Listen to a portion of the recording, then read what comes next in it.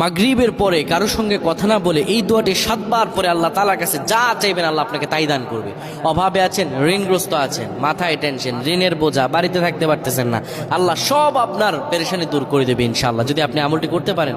আমল মানুষের জীবন বদলিয়ে দেয়, আমল মানুষের জীবনকে পরিবর্তন করে দেয়। আল্লাহ তাআলা আপনার সব দোয়া কবুল করে নেবেন ইনশাআল্লাহ।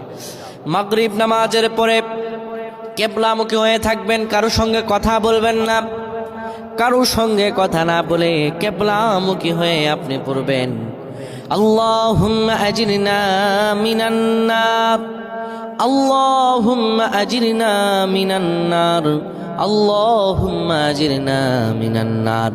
যদি এটি আপনি মাগরিব নামাজের পরে কারো সঙ্গে কথা না বলে পড়ে 7 বার পরে 2টি হাত তুলে আল্লাহর কাছে দোয়া করেন, আল্লাহ জাহান্নামের আগুন থেকেও বাঁচাবেন এবং আল্লাহ আপনার সব দোয়াগুলো কবুল আর মঞ্জুর করে নেবেন।